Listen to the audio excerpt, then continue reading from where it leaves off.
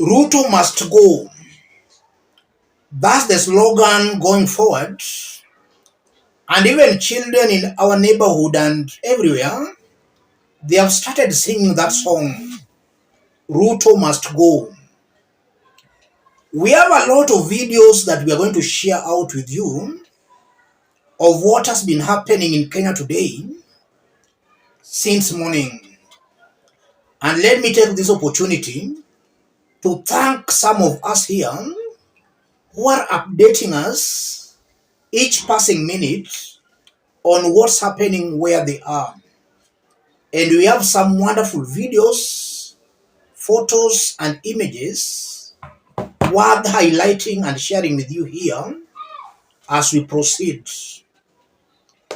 Some members of parliament have physically been assaulted by the members of the public, and some are seriously injured. As I talk, some members of parliament are in the hospital.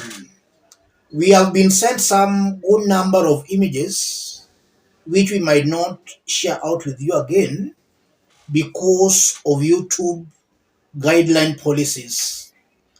But a good number have been assaulted. The public has dealt with them physically. I want us to talk about the storming of parliament by the protesters. It's now not a Gen Z thing, but Kenyans have now joined into the demonstrations. And for those who might not know what's happening, 7 days of rage, for we have courage. Today, Tuesday, this was the plan of action which has been actualized. Tuesday, 25th June, Occupy Parliament and a total shutdown Kenya. A national strike. Gen Z are granting all hardworking Kenyans a day off. Parents, keep your children at home in solidarity. That was the course of action today. Total shutdown Kenya.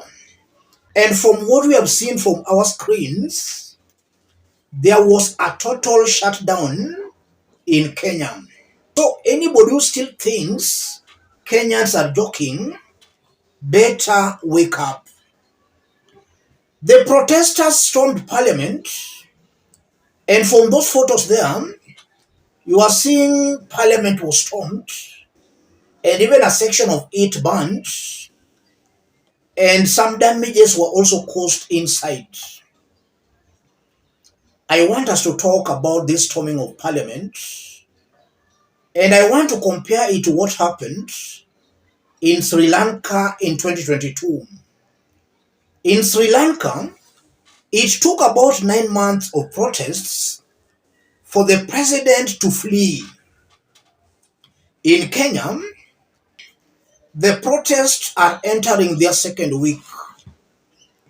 And if you look at what happened today in Kenya, where Kenyans occupied parliament, it's somehow similar to what happened in Sri Lanka in 2022, where Sri Lankans occupied the palace and the president had to flee.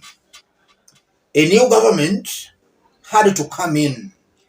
That's what happened in Sri Lanka, and you are seeing thousands, if not millions, stormed the palace, after which some had even time to relax, enjoying themselves in the swimming pool. Let's get that story of Sri Lanka before we continue. The 2022 Sri Lankan protest, commonly known as Aragalaya, the struggle, were a series of mass protests that began in March 2022 against the government of Sri Lanka. The government was heavily criticized for mismanaging the Sri Lankan economy, which led to a subsequent economic crisis involving severe inflation, daily blackouts, and a shortage of fuel, domestic gas, and other essential goods. The protesters' main demand was the resignation of President Gotabaya Rajapaksa and some key officials from the Rajapaksa family. Despite the involvement of several opposition parties, most protesters considered themselves to be apolitical, with many expressing discontent with the parliamentary opposition. Protesters chanted slogans such as "Go home Gota," "Go home Rajapaksa," and "Aragalayata," "Jaya Wewa," "Victory to the struggle."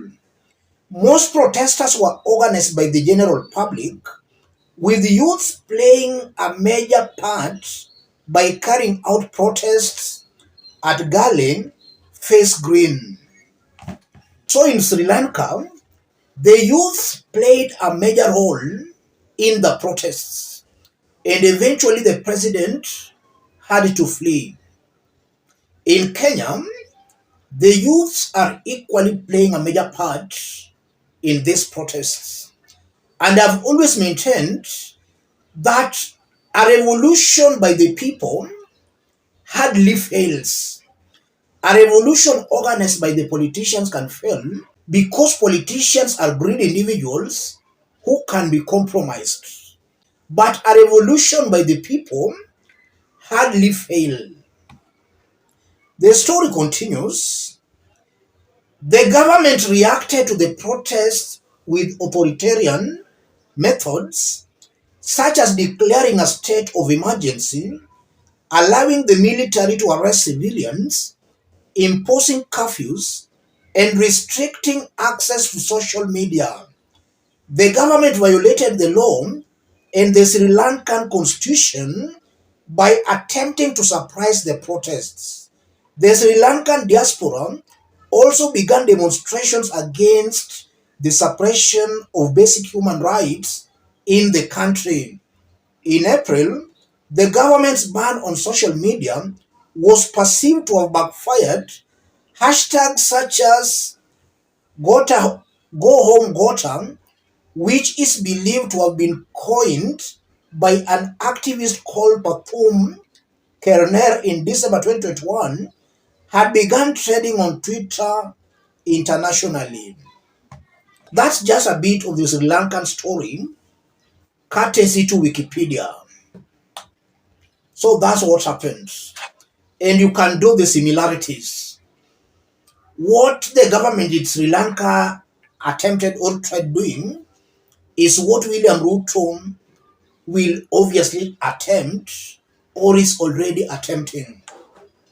So there will be a lot of police brutalities, a lot of intimidations, and such like things. But as long as these protests are coming from the people themselves, William Ruto will have no option but to listen to the people. If he fails to listen to the people, then it's very clear he will be ejected from office even before 2027. That's something William Ruto should listen to. And it's important William Ruto should listen to people like us instead of listening to some of these leaders who are cheating him. Mr. President, the only option you have is to listen to the people. And the people are not protesting because of the finance bill per se, but the people are not just happy on how you've run this government in the under 2 years of your rule. So first of all, the people are against you and against your government. And against the people you gave jobs in your government. You have just failed totally. That's why the people are protesting. Let me stop you there, ladies and gentlemen. We are still working on some detailed analysis, which we are going to share with you as we proceed. Let's meet in our next analysis. Thank you. God bless you.